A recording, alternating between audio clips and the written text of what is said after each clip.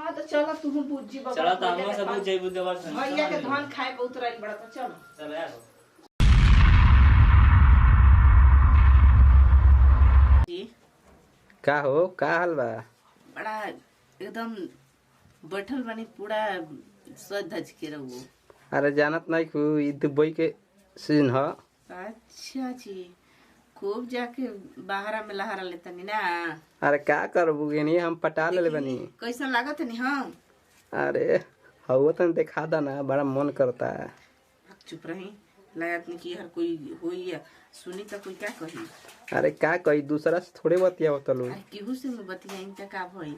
अब जरी रही तो मन ही न भावत रहे, दूर जाइन तो मन पछताए। अरे का करबू जीवन दूर के मजा वजन जवारी के मजा नहीं खे हो। अच्छा सचो तब का हो तनी बोल्डरवा दिखाओ ना। चुप न रही बोल्डर दिखाब। अरे का करबू सच्ची खोल के दिखा दी का। अरे बाकी ना वीडियो कॉलिंग पर ना दिखावल जाला। हां जी रखत सूट पहन ले बालू के को दिखाओ तू का हो? नहीं कोई के नहीं दिखाओ। वीडियो को देखो नहीं दिखाओ तू का बतिया। भैया के दिखाता नहीं कि केकरा के दिखाई। तो सूट पर दिखाओ के चाहिए लुगा पर दिखावा। तेरा क्या खराबी बा सूटवा में? अच्छा लगा था खोल के दिखावा तो भीतर से ना। अब आगा चुप रह तू एकदम जनाला कि सफल और चुआ है बड़ा। लड़चुआ नहीं खी तू भैया के चुआवा तो देखा है। तो हम अपना औरत के देखा के चुआ तहार खा जाता। तो हम लोग के दिखावा तो नहीं हम लोग चुए लगे। का तार चुए लगी?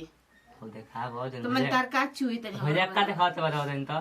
का कहीं भैया का दिखावा तो सब शरीर सब धान भइए के हटे। तो मैंने आधा ना बिल का होना आधा भइल ना बिल तार का भैया के का चुए लगे तोहरा चुआत रहला। गर्मी हो तो बहुत गर्मी छोड़ता यार। ओ मतलब देखे से गर्मी होखे लगेला। देखो नहीं तो बड़ा पानी लगल चुए। अच्छा तो पानी तार चुआत रहला ना। हां तो जा पूछ ललुगा में। ये काना मैं पोछत मैं गंजिया सन लो गंजिया में। ए तू कहां गोर लवा? गोर ने मैच खेले दोपहरिया में। वैसे गर्मी होखला बहुत पानी लागल चुए। बड़ा तारा देख के आ देखा भौजी कबे के बतिया तलु हो। हां अच्छा फोन पर मजा बतिया में लागेला देखावे खाए में। जो फोन आए बाटे अब फोन आए मिले ही होला बा तो कैसे देखाई के करे के देखाई आ दे? जौन जड़ी होई तो बाजा ना भौजी हो जड़ी में सट के। ए तू ही कहिया ले जाना तड़ो कहीं ए स्कूल पर पढ़े जाला दो चार पटेले बड़ा का। दो को तो पटल रही सब। ओ तो वही से चांस बा ना। हां अच्छा उन्हीं के संभाल ले लगा।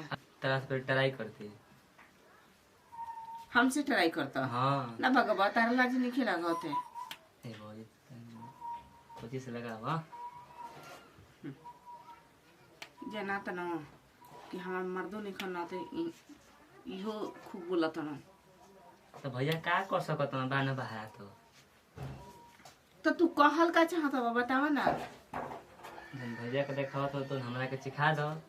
ओ अच्छा तो जब भैया के तू करना तन तोहरो के कहीं तरह संग कहीं नहीं कहीं हमार संग छोड़ के त भाग नहीं जीबो। तार संग तो छोड़बे ना कर आखिर मैच खेलने तो तोरे को नहीं बताबो का मैच खेल के नहीं है तो कहां है नहीं आने तोरे के नहीं कह के हां मतलब तू हमसे कहियो ले प्यार वार करत रहला। प्यार ना करते तो के देखो तो नहीं जो बतियात रह ना तो हमरो कहियो फीलिंग जागत रहलो। अच्छा ई बात बा। हां तब चल आबो चल चल के घर में चल अरे तो चल चल आने जल्दी आबो। हां तो चल तू बुझी बाबा। चलो तो हम सब बुझ जइबू देवर से। भैया के धान खाए बहुत रही बड़ा तो चल। चल यार मजा आएगा बहुत। मजा जाना तू खसी देवर नाम के बड़ा। अरे जाना जाना तक कुल जाए ना कि ना थोड़ा खला का काम मैं तो मजा किरकिरा का रहियो को तो चलो तर के हम मजा ले ली पहले बार सुहाग रात में। तो समनोनी के बका सुना ना जी बतू मैं हमर मैं मजा किरकिरा को रख दे अब का करी बुझाती नहीं है।